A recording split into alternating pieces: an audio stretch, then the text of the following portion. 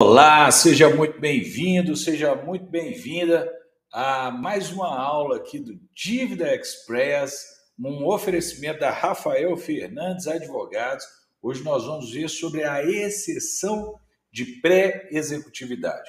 Você que é advogado, advogada, que é um estudante de direito, que é um entusiasta do direito ou um empresário, alguém que está enfrentando dívidas, enfrentando ações judiciais, você precisa conhecer a exceção de pré-executividade, que pode ser o remédio processual adequado para te socorrer e servir como uma defesa eficaz para o seu direito, tá bom? Então vamos lá, porque a matéria é super interessante, é uma construção doutrinária, né, criada aí há muito tempo e aceita hoje pelos nossos tribunais como uma defesa processual relevante no interesse dos devedores, principalmente quando a gente identifica vícios no título ou vícios ali na instrução processual, né, o que nós chamamos muitas vezes de questões de ordem pública. Tudo isso nós vamos ver aqui nessa aula magna, essa aula que vai tentar abranger todos os aspectos da exceção de pré-executividade. Meu nome é Rafael Fernandes, sou aqui da Rafael Fernandes Advogados. Nós criamos o Dívida Express para que você possa ter acesso a esse conhecimento que até então era fechado a 7 chaves apenas para grandes escritórios de advocacia e para grandes empresas, tá certo? Então, o que nós estamos oferecendo aqui é informação qualificada e isso por si só já merece o seu joinha. Então, segue o nosso canal, curte esse vídeo, compartilhe aí, porque a informação que nós vamos trazer aqui é muito importante. Vamos lá?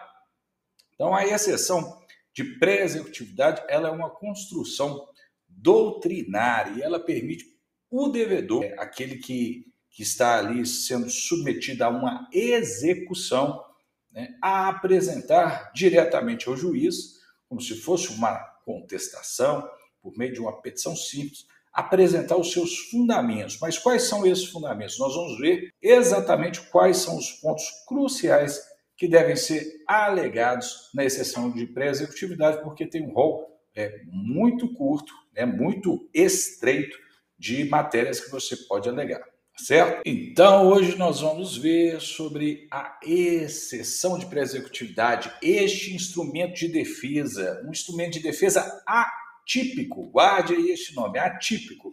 Por que atípico, Rafael?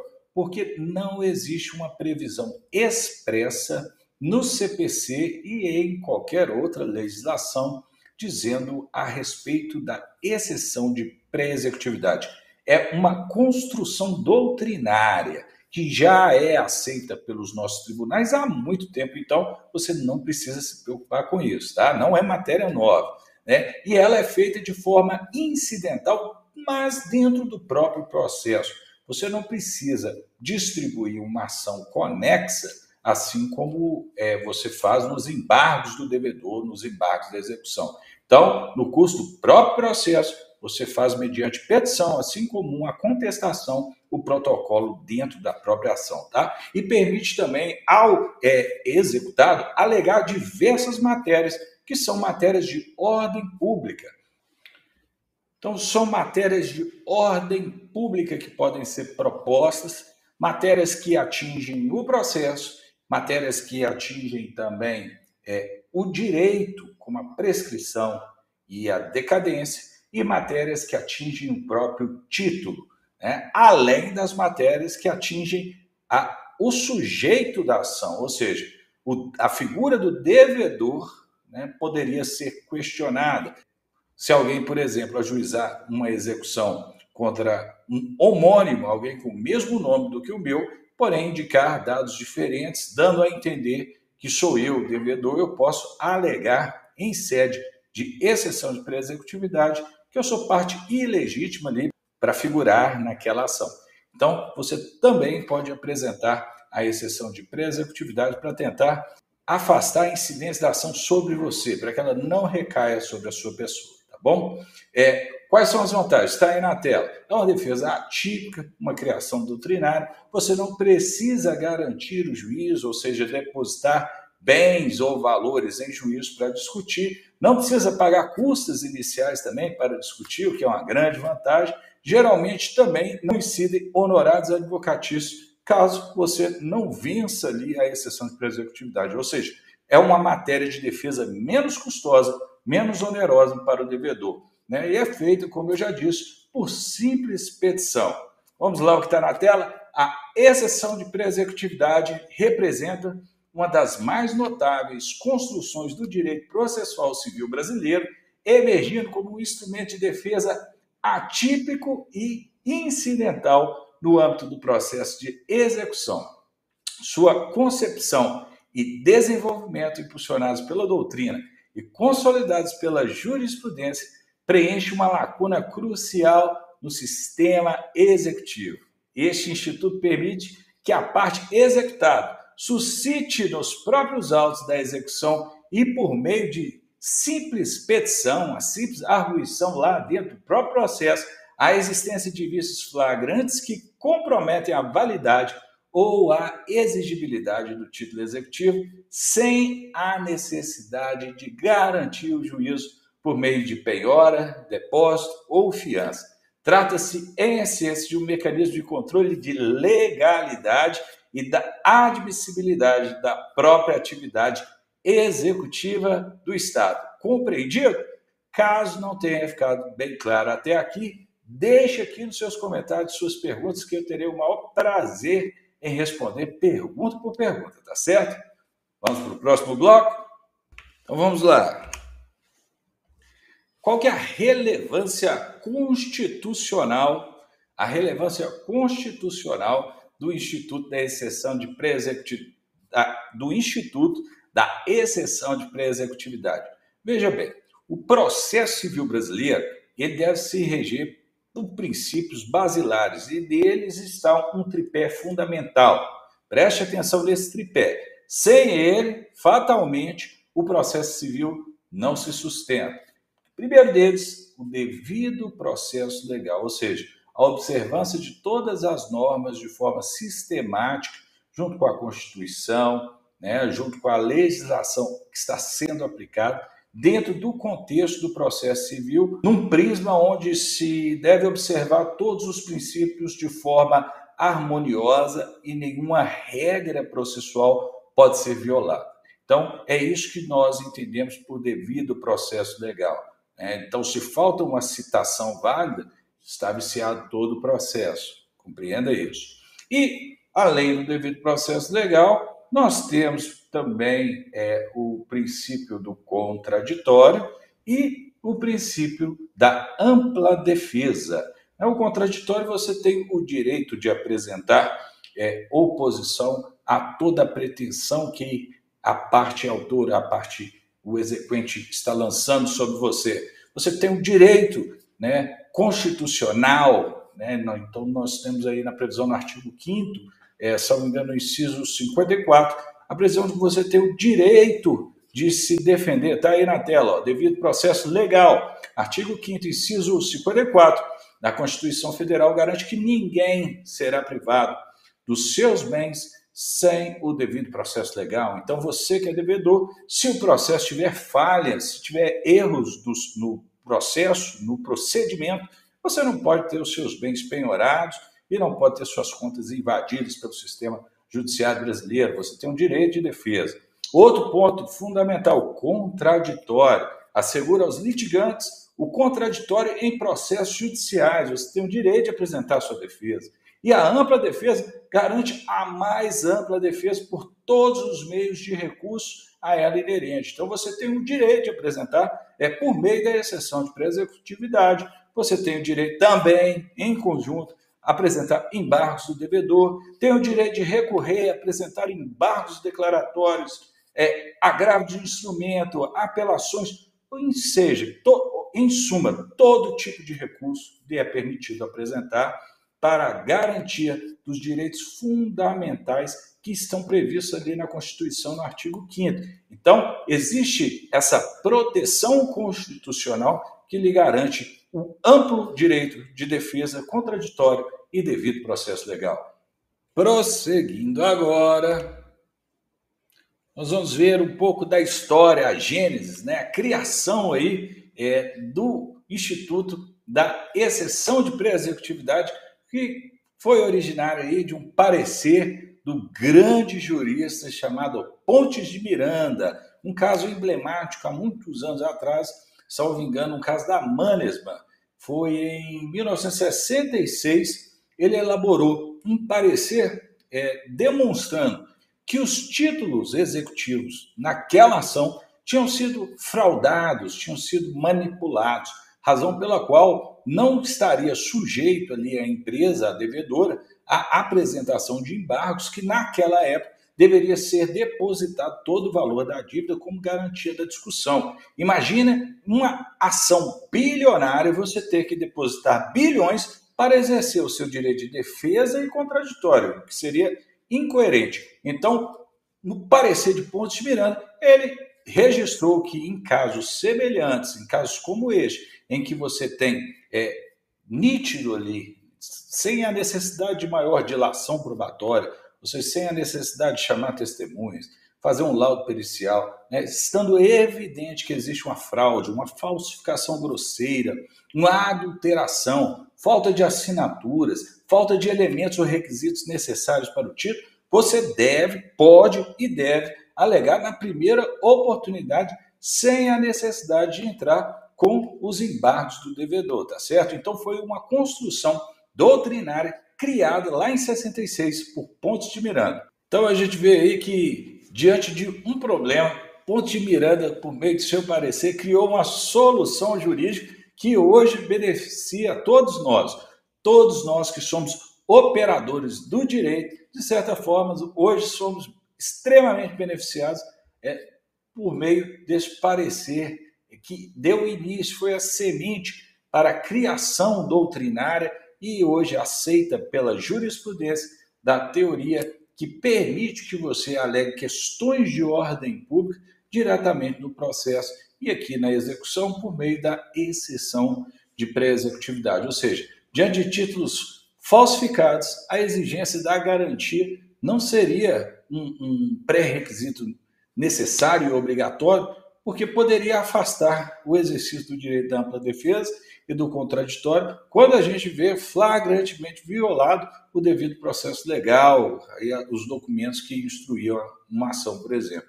Ali estaríamos diante de uma injustiça flagrante e essa solução inovadora traz para a gente aí a possibilidade de arguirmos esses fatos ou essas questões jurídicas diretamente no processo mediante uma simples petição.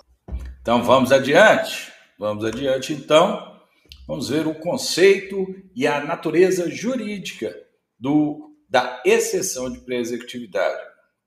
A partir da sua origem, né? A exceção de pré-executividade, claro, ao longo dos anos ela foi sendo moldada, foi sendo aprimorada por meio dos entendimentos da jurisprudência dos tribunais do nosso país, tá certo? E pela prática forense, foi sendo aperfeiçoada.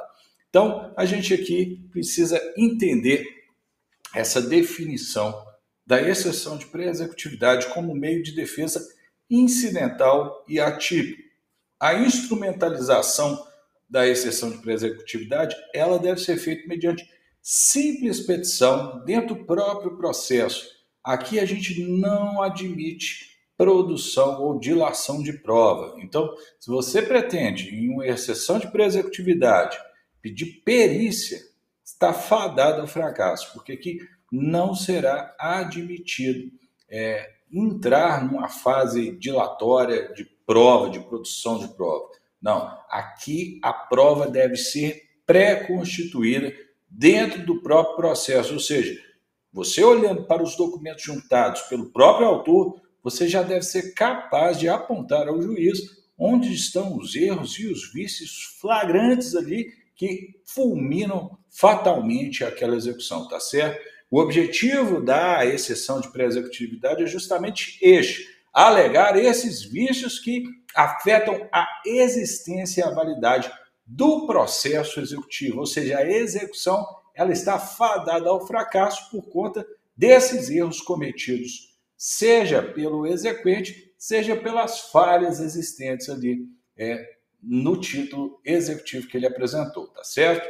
A natureza é incidental proposta dentro dos próprios autos da execução. Combinado? Então vamos lá. Outras nomenclaturas doutrinárias. Objeção de não executividade, você pode encontrar essa nomenclatura.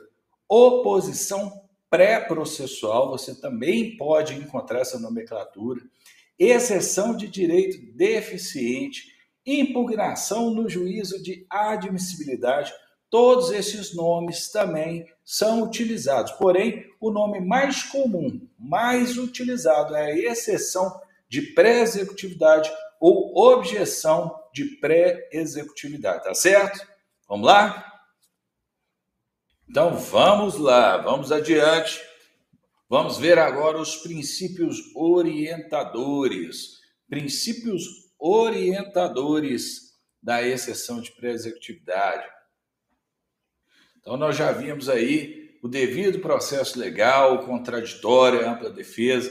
Temos também o princípio da economia e da celeridade, né? Não seria necessário criar um novo processo, assim como acontece nos embargos do devedor, uma nova instrução para poder discutir questões objetivas, claras, flagrantes, que estão ali evidentes já no arcabouço probatório que você encontra na exceção de pré-executividade de plano. Ou seja, não há possibilidade de admitir a admissibilidade ou o curso do processo ou a adequação processual se existem esses erros grosseiros, esses vícios ali, você pode apontar com facilidade. E a instrumentalidade da forma. O que é a instrumentalidade da forma? Ainda que não se faça mediante embargos, você está fazendo na via processual mais célere, dentro do próprio processo, mediante exceção de pré-executividade, apenas e tão somente para ventilar essas questões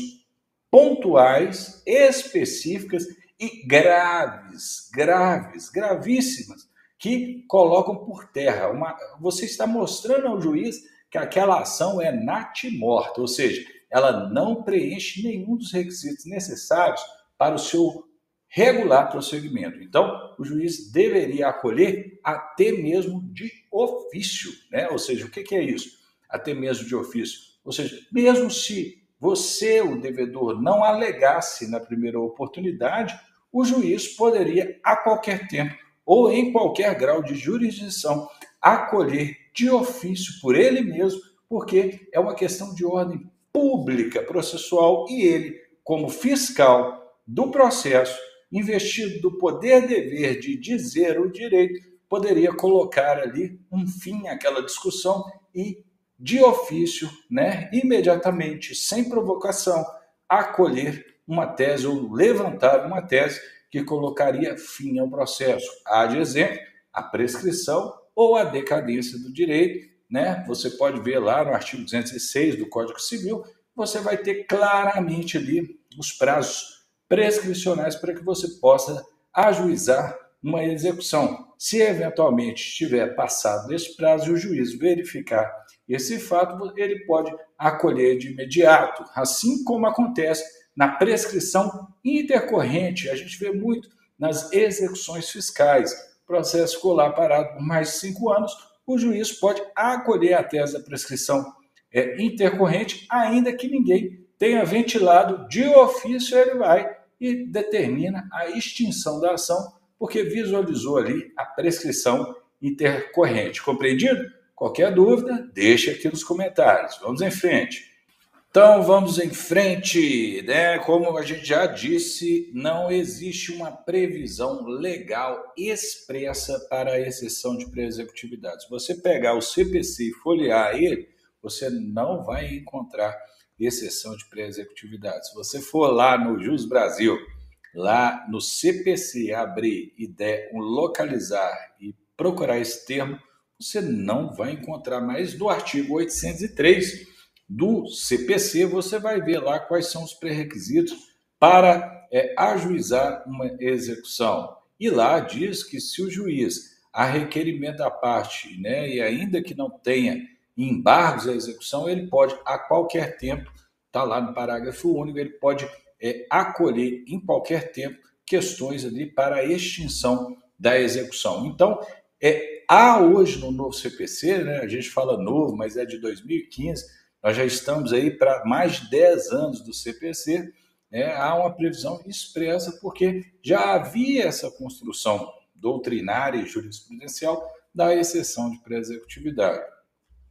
O artigo 485 também, do CPC, ele fala lá que o juiz, a qualquer tempo, em qualquer grau de jurisdição, ele poderá reconhecer ali a ausência de pressupostos processuais ou questões ali que dizem respeito às condições da ação. O juiz, como nós já dissemos aqui, ele é o fiscal da lei. Se ele verificar ali que as condições da ação não estão presentes, ele pode reconhecer a exceção de pré-executividade, ele pode reconhecer aquela tese ali de plano, tá bom? Reforça ainda a lógica aí no artigo 525 do CPC, questões como nulidade da citação, são pontos que podem ser arguídos a qualquer tempo, por simples petição, independentemente de dar bens em garantia ou de ter bens penhorados ali para você apresentar esse tipo de defesa. Ou seja, são elementos que tocam a questão de ordem pública, seja ela processual ou seja ela formal sobre o título, ou ainda sobre a pessoa, ou ainda sobre o direito, como é o caso da prescrição e o caso também da decadência. Antes de prosseguirmos, está aí na tela uma característica marcante, vamos dar um zoom ali. A exceção de pré-executividade é uma construção puramente doutrinária e jurisprudencial, sem dispositivo legal expresso no CPC ou legislação extravagante. Compreendido? Qualquer dúvida, deixa aqui embaixo. Vamos em frente. Vamos ver agora a dupla condição que você deve observar na exceção de pré-executividade, porque ela exige condições para ser apresentada e para ser recebida, conhecida e processada pelo juiz. Quais são? São 2 requisitos, que é uma construção jurisprudencial, está lá na súmula 393 e no tema repetitivo 104, do STJ, você vai ver lá, primeiro, material. São questões de ordem pública. Primeira característica que a exceção deve conter: levantar, eriçar, ventilar questões de ordem pública, sejam elas processuais, sejam elas materiais, tá ok? Segundo ponto, um requisito formal que você não pode esquecer jamais: a prova deve ser pré-constituída, ela já deve estar ali nos autos. Se você, como devedor, depender de demonstrar ao juiz o seu direito, por meio da exceção de pré-executividade, seja por testemunha, seja por perícia, seja por cálculos, qualquer tipo de produção de prova, cuidado, você está fadado ao fracasso na exceção de pré-executividade, porque um dos requisitos é o requisito da formalidade da prova pré-constituída. A prova deve estar ali nos autos, mediante a documentação e o acervo probatório que foi trazido exclusivamente pelo exequente. Então, ali, o executado vai apenas apontar onde estão os erros, que devem ser facilmente perceptíveis pelo juiz, tá ok? Então, vamos em frente. Então, vamos lá para o requisito material, são as questões de ordem pública. Como nós já dissemos, é um dos requisitos necessários para a exceção de pré-executividade, é que você ventile as questões de ordem pública, ou seja, ausências de condição da ação, como a legitimidade da parte, tanto ativa quanto passiva. Eu dei aqui o exemplo de um homônimo, do devedor, mas também você pode alegar a ilegitimidade ativa. Muitas vezes aquele título pode ter sido cedido a um terceiro e aquela parte que está cobrando, se colocando ali na condição de exequente, pode não ter mais a legitimidade ativa para propor a ação, compreendido? Você pode alegar ainda a falta dos pressupostos processuais, como a nulidade, a ausência de citação, Incompetência absoluta do juízo também pode ser alegado. Litispendência, o que é isso? Existe uma outra ação já pré-existente onde se discute aquele título, aquela cobrança. Então, você pode ali alegar em sede de exceção de pré-executividade. E também coisa julgada. Se eventualmente já houve um julgamento acerca daquele título, acerca daquele tipo de cobrança, você pode alegar ali de plano para o juiz, compreendido? Você ainda pode alegar as nulidades absolutas do título, questões que afetam a própria executoriedade do título, como ausência de certeza, liquidez e exigibilidade. Certeza, liquidez e exigibilidade. Nós vamos ver um bloco específico sobre esses três elementos que são essenciais em toda arguição que você for utilizar nas suas exceções de pré-executividade. Combinado? Agora nós vamos ver sobre os requisitos formais da prova pré-constituída. Como eu te falei, você deve ter este cuidado de, ao propor, ali, ao apresentar a exceção de pré-executividade, ter a ciência de que você não pode e não deve requerer a produção de provas. Não há uma dilação probatória na exceção de pré-executividade. É uma via estreita onde as provas já estão nos autos e foram trazidas pelo próprio exequente. Então, o que você tem que fazer ali como devedor é mostrar ao juiz as provas que o exequente trouxe e apontar aquelas provas para o juiz onde estão os erros, onde estão as imperfeições formais que fulminam aquele título ou a não observância de requisitos, como, por exemplo, o prazo necessário para a propositura da ação, que violam o processo. Então, você tem vícios que tocam o título e vícios que tocam a propositura daquela ação, daquela execução, que não poderia ter sido proposta porque violou um dos princípios ou uma das regras, requisitos previstos no CPC. Combinado? Então, requisito formal, prova pré-constituída, né? Por exemplo, você fez o pagamento, já fez o pagamento daquela dívida, está sendo cobrado novamente, aí você pode juntar a cópia do Pix, o extrato da transferência, da TED, né? A chancela do pagamento feito direto do caixa, qualquer tipo de comprovante de pagamento, você pode mostrar ali para o juiz, tá ok? Aí sim é cabível a demonstração por meio de um comprovante, tá? Mas não é cabível ali, por exemplo, você falar em falsidade da assinatura, falsidade do documento, onde necessariamente deveria se chamar uma perícia, ou ajuizar um incidente de declaração de falsidade documental, né? Então, nessa via processual, nas estreitas vias ali da exceção de pré-executividade, você não pode criar a demanda de uma dilação probatória, porque ali você acabaria pondo fim à sua própria exceção, tá bom? E o que é dilação probatória? Vamos lá na tela?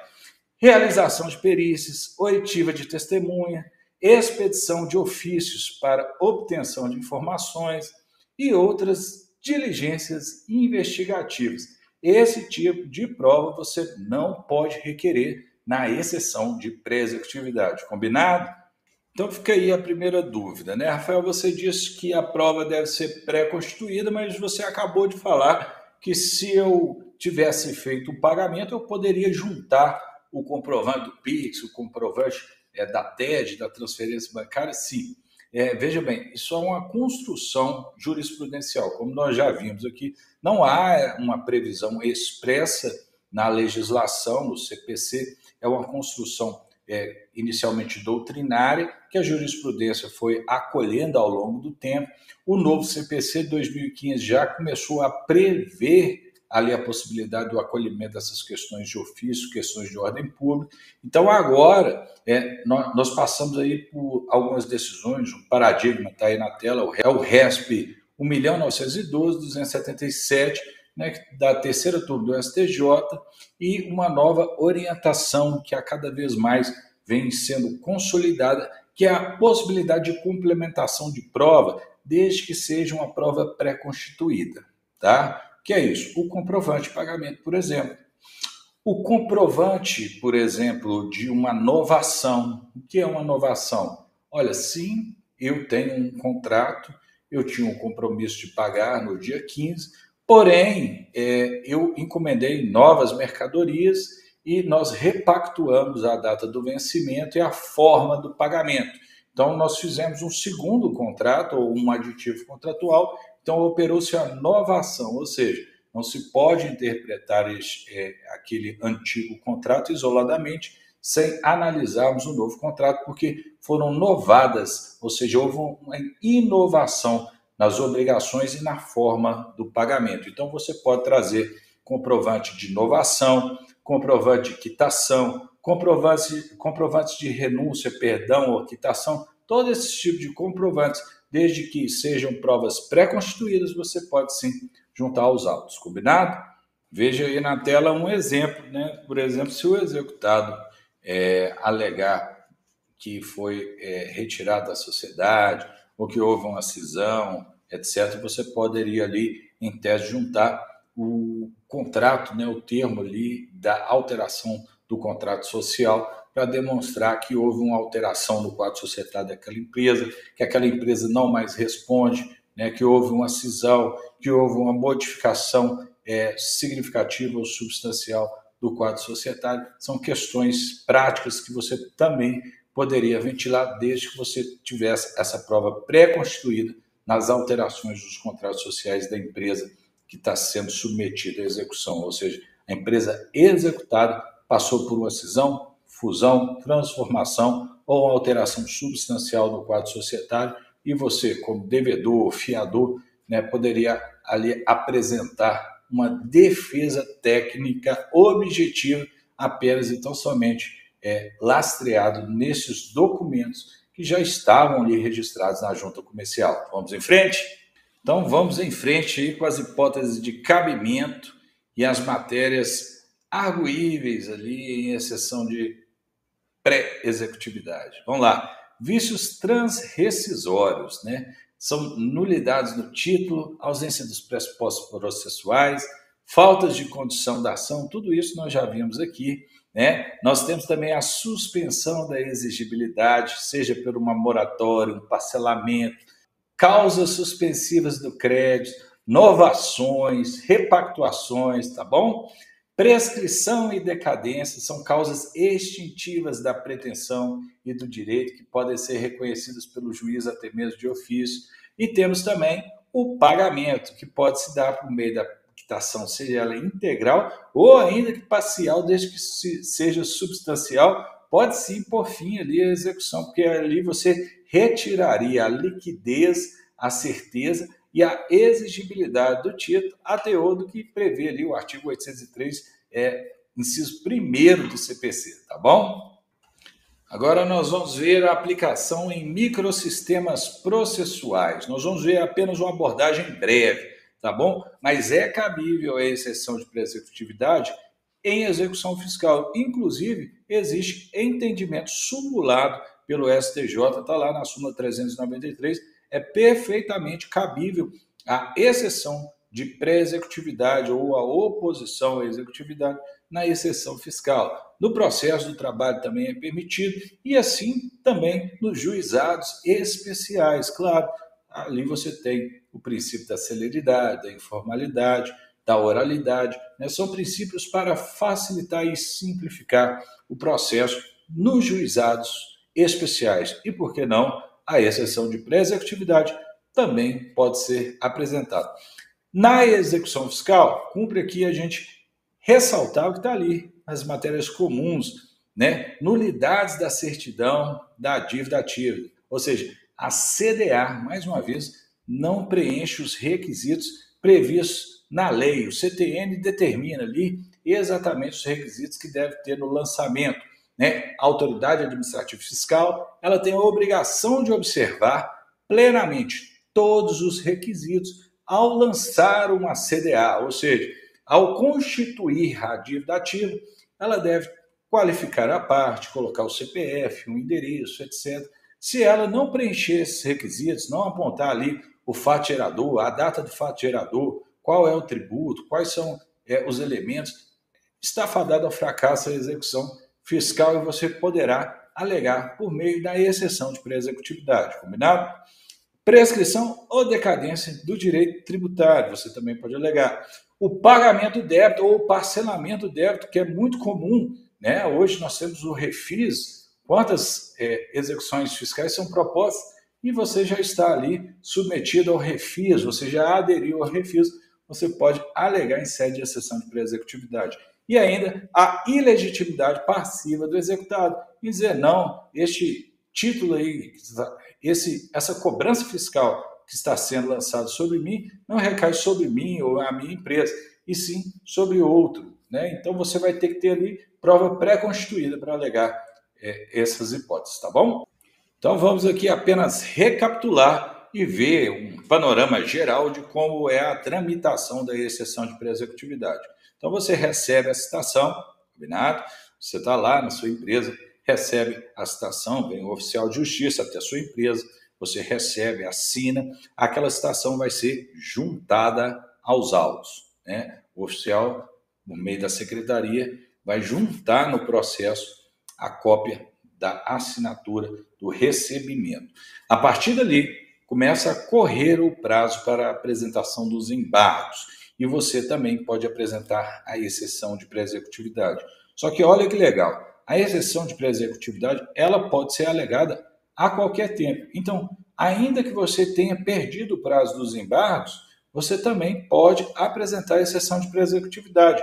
Mesmo que já tenha se passado meses, você pode sim apresentar a exceção de pré-executividade. Então, se você está passando por uma série de execuções, a situação está difícil na sua empresa, você acha que não há mais a possibilidade de defesa, calma, procure um advogado especializado, porque certamente ainda há a possibilidade de apresentação da exceção de pré-executividade, tá certo? É uma petição simples, então lá no item 1, a apresentação, petição simples no próprio processo da execução, lá dentro dos autos, tá? Não tem custos processuais, não vai ter sucumbência, então por que você está parado aí? Né? Se você está nessa situação, tem que apresentar a sua exceção de pré-executividade, né? O juiz vai determinar depois a intimação do exequente, né, daquele que está cobrando a dívida, para que ele venha ao processo também apresentar a sua manifestação, a sua defesa com relação às alegações que você colocou ali na exceção de pré-executividade, né? Então, ele, por meio da impugnação, pode apresentar essa resposta sobre suas alegações. Aí depois o juiz vai decidir, esse processo vai concluso, vai para a mesa do juiz, e o juiz vai decidir e vai colocar ali um ponto final nessa questão, seja acolhendo ou seja não acolhendo e determinando o prosseguimento da execução. Combinado? Então vamos em frente. Efeito suspensivo é uma grande controvérsia, mas a gente aqui no escritório tem conseguido, e até com uma grande frequência, obter efeito suspensivo, pelo menos para afastar ali a penhora de bens, tá certo? A questão do efeito suspensivo é extremamente controverso ainda, porque não há uma previsão expressa, né? E como o direito do exequente à satisfação da sua dívida, ali, do seu crédito, é um princípio que deve reger a execução, nós temos também um entendimento que temos que ter muita cautela, os juízes, os magistrados têm muita cautela em atribuir efeito suspensivo a uma execução, tá? Mas a exceção à regra pode sim ser determinada a suspensão e isso tem acontecido com uma certa frequência. Até porque o que justifica, o que a gente justifica está lá no preenchimento dos requisitos ali, por exemplo, do artigo 300 do CPC, quando você vai antecipar os efeitos de uma tutela, o juiz ele deve estar atento ao poder geral de cautela, porque muitas vezes, se for determinada a penhora, a constrição de bens, se for atingir a conta ali do devedor, e há uma exceção de pré-executividade, onde há uma evidência muito grande do direito que você está levando à apreciação do juízo, por que ele determinaria o cumprimento dessas constrições, se pode gerar uma lesão de grande e até de difícil ou improvável reparação ao direito do devedor. Então, se eu estou devendo, mas eu estou alegando que há um vício no título, esse vício é flagrante, o juiz consegue ver este plano, porém, ele tem a obrigação legal, está lá no artigo 10 do CPC, ele tem que abrir vista para a parte adversa apresentar a defesa, porque nós temos que respeitar, não pode ter uma decisão surpresa. Nós temos o princípio da não surpresa do CPC, eu tenho que dar vista à parte contrária para que ela manifeste sobre a minha exceção de pré-executividade, para que ela apresente a impugnação. Então, o juiz, atento à possibilidade de acolhimento daquela exceção de pré-executividade, ele pode sobrestar os atos executivos, porque se tocar o meu patrimônio poderá gerar uma lesão grave e de difícil reparação, não ao meu patrimônio, mas ao meu direito que está sendo alegado com grande probabilidade de acolhimento. Compreendido isso? O direito, a probabilidade não quer dizer a violação do seu direito patrimonial, mas é o seu direito processual que você está alegando os autos. Se você compreender isso, vai ficar tranquilo para você conseguir confeccionar exceções de pré-executividade cada vez mais assertivas e com grande possibilidade de concessão de efeito suspensivo, tá bom? Vamos em frente? Vamos em frente, estamos chegando já na reta final. Nós vamos ver ali o sistema recursal aplicável. E aqui é muito interessante porque, veja bem, a exceção de pré-executividade, apesar de ser uma petição simples que você vai apresentar ali no curso dos próprios autos, veja bem, ela pode colocar fim à execução, ela pode encerrar a execução de plano. E se ela encerra a execução de plano, ou seja, se o juiz acolhe ali, extinguindo a execução, você vai, se você é o exequente, você vai recorrer como? Você vai recorrer mediante apelação, porque é uma decisão terminativa. Porém, se ela não colocar fim ao processo, o juiz rejeitar a sua exceção, o juiz vai determinar o prosseguimento normal, regular da execução. Então, aí você tem que apresentar o agravo de instrumento, porque não é uma decisão terminativa, é uma decisão interlocutória, E uma decisão que acolhe parcialmente, aí que geralmente surgem grandes dúvidas. E existe, sim, uma certa construção doutrinária e jurisprudencial para ambos os sentidos. Mas veja bem, se acolheu parcialmente, mas não extinguiu a execução, o que temos aqui? Nós temos o prosseguimento regular da execução. Então, não é uma decisão terminativa, não põe fim à execução. Então, é uma decisão interlocutória, o que desafia o agravo de instrumento. Compreendido? Vamos em frente? Vamos em frente agora, ver a diferença entre a exceção de pré-executividade e os embargos à execução. Nós vamos ter uma aula completa sobre os embargos à execução, combinado? Hoje é só sobre a exceção de pré-executividade. Mas veja bem, olha aí a diferença de ambos, Quando você pega os embargos à execução, é como se fosse uma ação autônoma de conhecimento. Você vai ter ali a possibilidade de alegar todo e qualquer questão que demande prova, Lógico, você vai ter um rol bem exemplificativo das questões que podem ser ventiladas nos embargos à execução, o CPC traz isso, porém, ali você pode pedir prova, perícia, pode apresentar cálculos, impugnar cálculos, como se fosse uma verdadeira ação de conhecimento. Tanto é que ela é feita de forma apensada, em anexo à execução.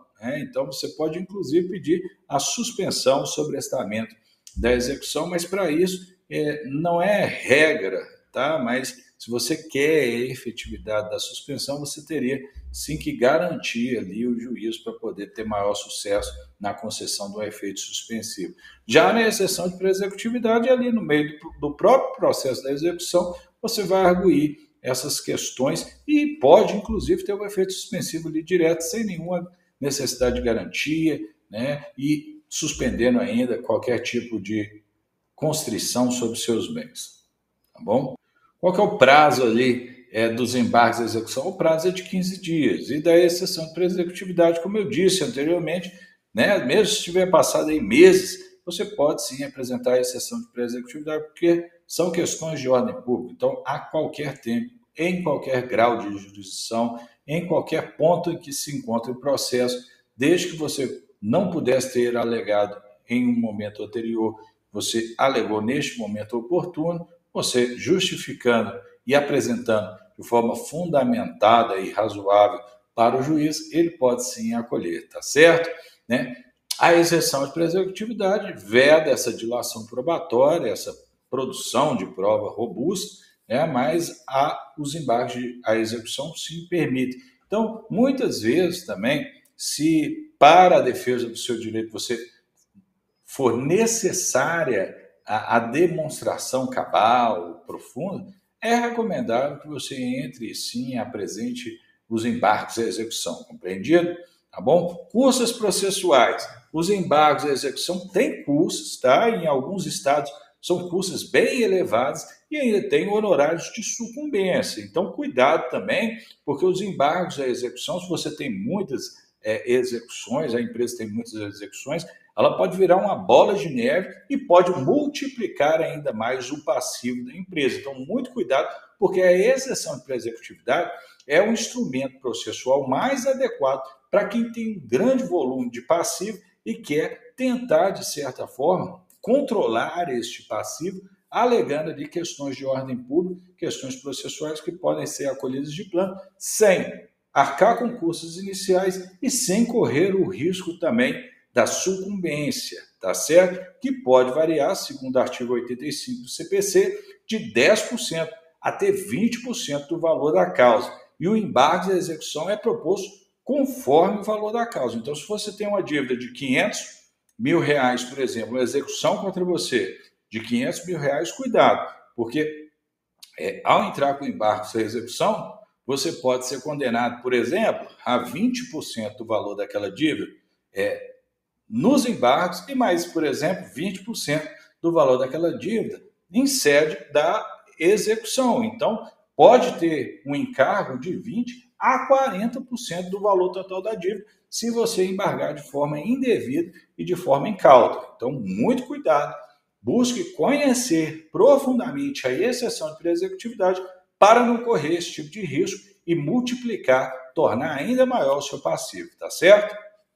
Nós ainda não acabamos, ainda temos que ver aqui a jurisprudência vinculante do STJ. Aqui vou fazer apenas uma observação bem ampla, tá? Depois, em uma outra aula, terei o maior prazer de entrarmos de forma profunda em cada um desses julgados, desses temas repetitivos. Mas o que você precisa compreender aqui é que, como nós já dissemos aqui inúmeras vezes, a exceção de pré-executividade é uma construção doutrinária jurisprudencial.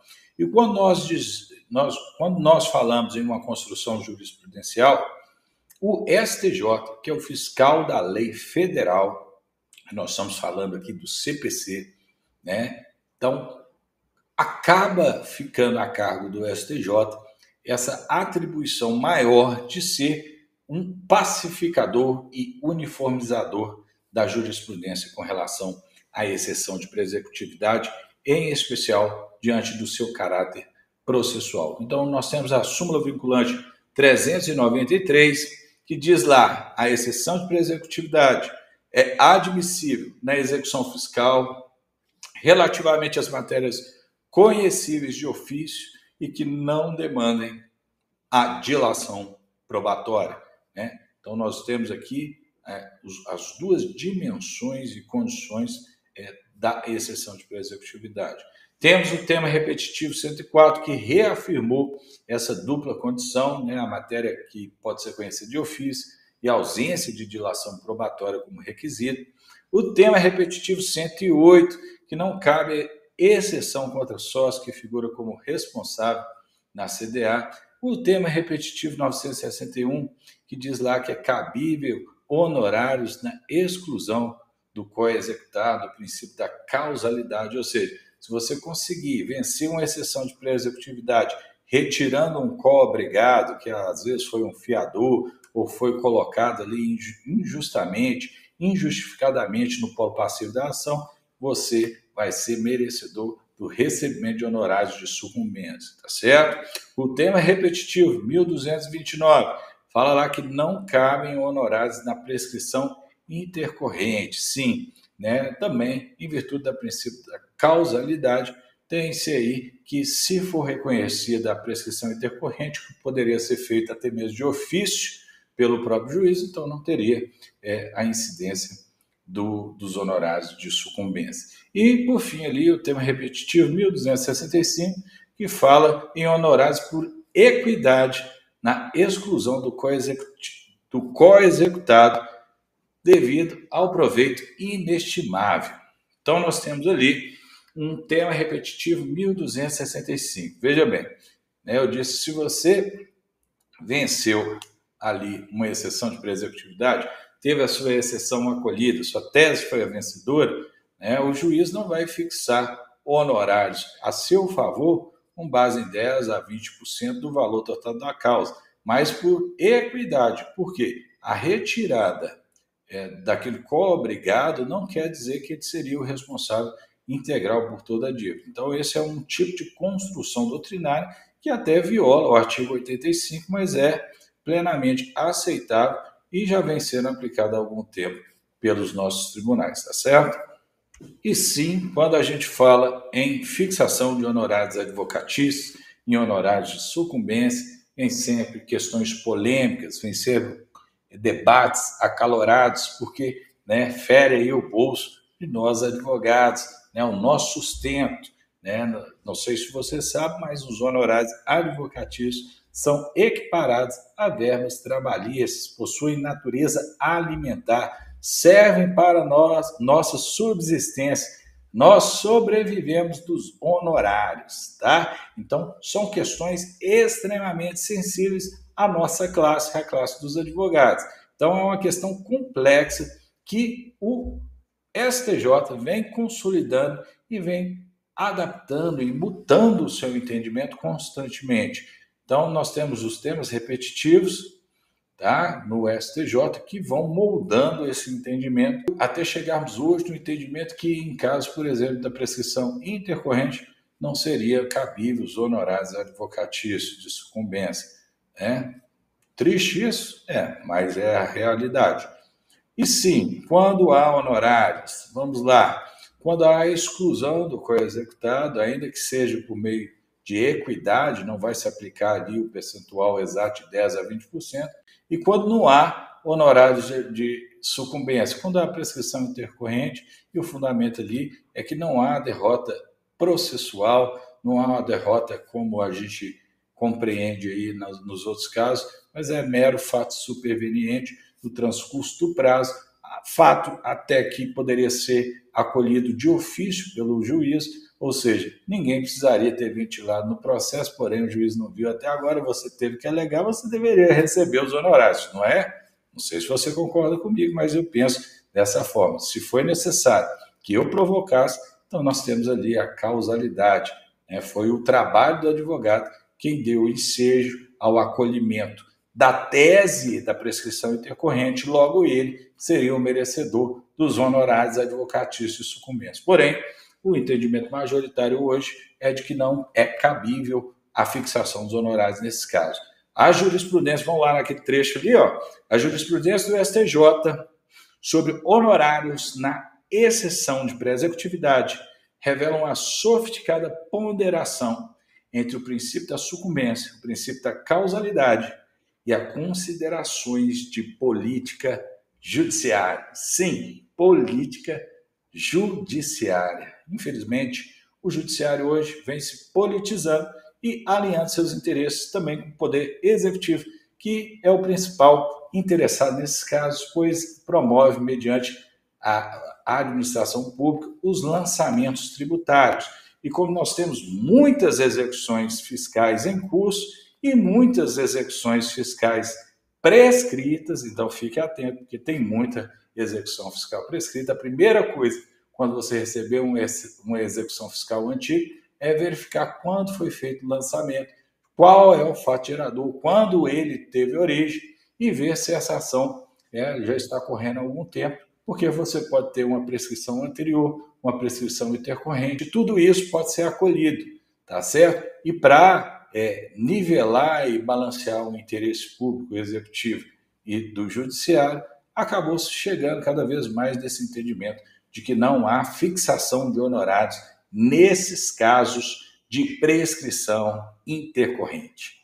Então, nós chegamos aqui ao fim de mais uma aula, agora uma nova plataforma, uma nova sistemática de não só de captação, mas de apresentação, né, de áudio. Espero que você tenha gostado, espero que tenha sido produtivo para você. Nós estamos produzindo muitos vídeos, tem muito material interessante aqui, que como este, que podem contribuir para a gestão do passivo da sua empresa. Seja você um advogado, um diretor jurídico, diretor de uma empresa, um diretor financeiro, você precisa estar alinhado e antenado a esse tipo de informação, porque é essencial fazer uma boa gestão do passivo ajuizado contra a sua empresa, sob pena de você ver aí uma bola de neve, uma multiplicação de valores, que ao final pode representar até mesmo a iliquidez total da sua empresa.